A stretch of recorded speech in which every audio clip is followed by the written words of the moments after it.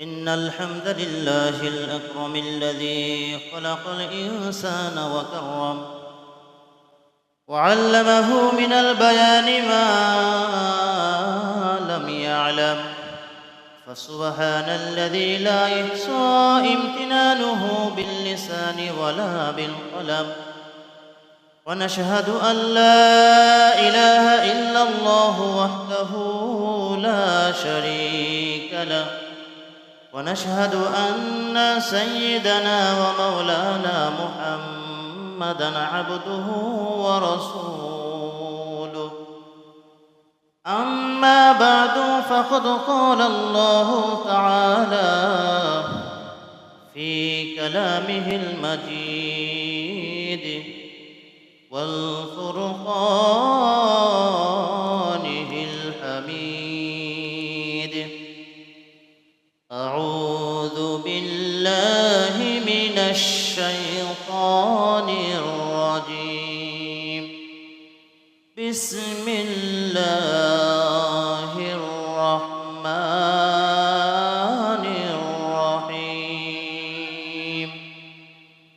إن الذين قالوا ربنا الله ثم استقاموا فلا خوف عليهم ولا هم يحزنون. صدق الله العظيم. إن الله وملائكته يصلون على النبي يا أيها الذين آمنوا صلوا عليه وسلموا تسليما. درود شريف پڑھیں. اللهم صل على سيدنا مولانا محمد وعلى آل سيدنا مولانا محمد. اللهم صل على سيدنا مولانا محمد وعلى آل سيدنا مولانا محمد. নূর নবীজির ইন্তিকালে চমকে উঠল ত্রিভুবন, আসমান কান্দে, জমিন কান্দে, কান্দে মাওলার সিংহাসন। আল্লাহুম্মা, জবান খুলে, সাল্লি আলা সাইয়্যিদিনা মাওলানা মুহাম্মদ ওয়া আলা আলি সাইয়্যিদিনা মাওলানা মুহাম্মদ। বালাগাল উলা বিকামালিহি কাশাফাত তুজা বিজামালিহি حسنت جميع خصاله صلوا عليه وآله.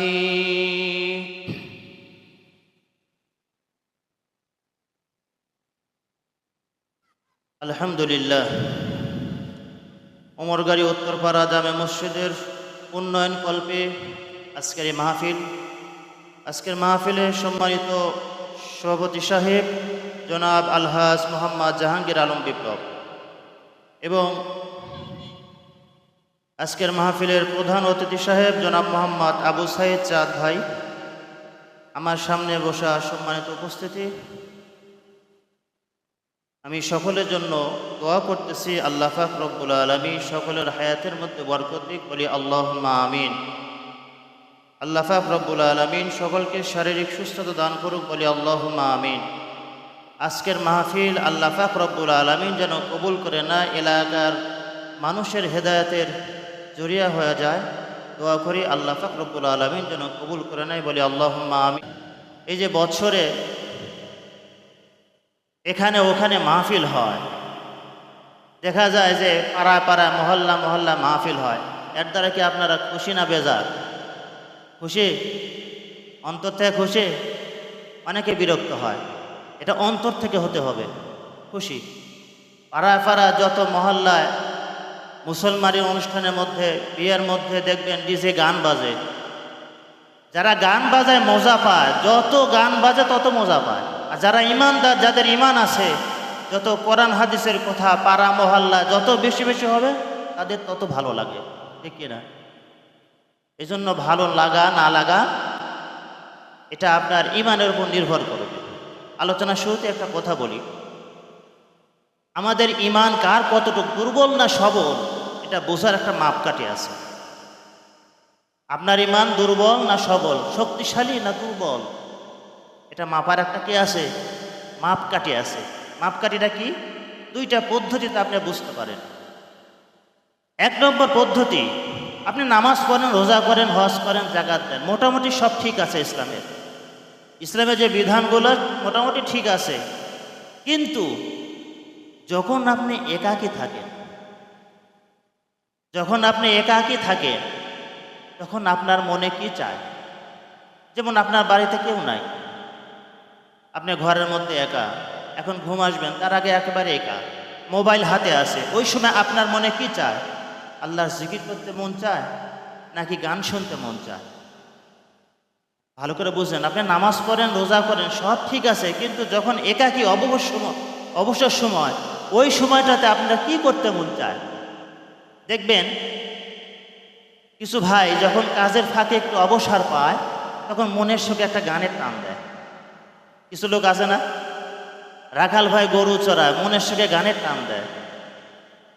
যারা গাড়ি চালায়, যখন মন একটু অবসর ভালো লাগে তখন গানের টান দেয়। তো আপনি যখন অবসর একাকী আছেন, তখন আপনার মনে কি চায়? গান গাইতে মন চায় নাকি একটু জিকির করতে মন চায়? নাতে রাসূল সাল্লাল্লাহু আলাইহি সাল্লাম নবীজির শানে আল্লাহর মহাব্বতে যে গানগুলো আছে সেগুলো গাইতে মন চায়। একাকী থাকা অবস্থায় যদি আপনার মনে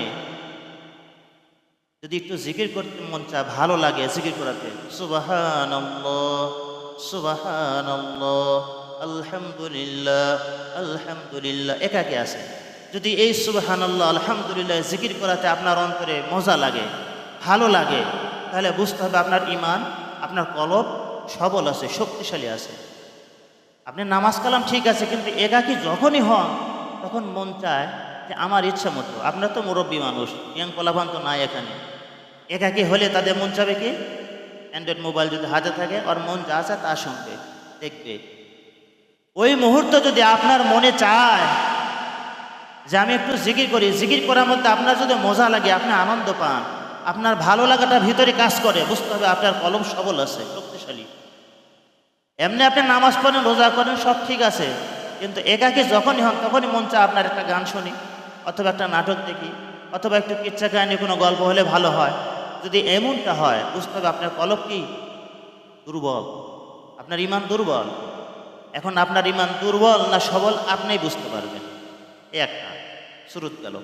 আরেকটা শুরুত হচ্ছে যখন আপনি নামাজে দাঁড়ান, যখন আপনি কোন জায়গায় দাঁড়ান? নামাজে দাঁড়ানোর পর যখন আপনি মসজিদে ঢুকছেন, মসজিদে ঢোকার পর থেকে নামাজ পড়া শুরু থেকে শেষ পর্যন্ত আপনার মনে কি চায়? সুন্দর খুশুর সাথে, মহাব্বতের সাথে নামাজ পড়তে মন চাচ্ছে, নাকি তাড়াতাড়ি মসজিদ থেকে বাইর হলেই আপনি একটু আরাম পান, ভালো লাগা কাজ করে? কিছু ভাই আছে দেখবেন মসজিদে ঢোকার পর তার মন চাবে কখন তাড়াতাড়ি বাইরে হয়ে আসবো, নামাজে দাঁড়াইছে তাও সূরা কেরাত জোরে জোরে, কখন তাড়াতাড়ি নামাজ শেষ করে বাইরে আসবো। যদি মনের মধ্যে এই পেরেশানি থাকে, বুঝতে হবে আমার কলব দুর্বল, সবল না। আমার কলবকে সবল করতে হলে কি করা লাগবে? যে আয়াতে কারিমা তেলাওয়াত করেছে, তাহলে এই আয়াতে কারিমা যাচ্ছে কথাটা একটু বুঝিয়ে বলি। তাহলে আমার ইমান দুর্বল না সবল এটা বোঝার দুইটা মাপকাঠি। একাকী যখন আপনি থাকেন, তখন আপনার মনে কি চায়? গান গাইতে মন চায় নাকি একটু জিকির করতে মন চায়? কোনটার মধ্যে আপনি মজা পান? যারা গান শুনে মজা পায় তারা একাকী যখন থাকে তখন গান শুনতে ভালো লাগবে। যাদের মধ্যে ইমান আছে, আল্লাহর মহব্বত আছে, একাকী যখনই থাকবে তখন একটু জিকির করতে মন চাবে, না নাতে রাসূল সাল্লাল্লাহু আলাইহি সাল্লাম আল্লাহ শানে নবী শানে একটু গান গাইতে মন চাবে, আজেবাজে গান গাবে না।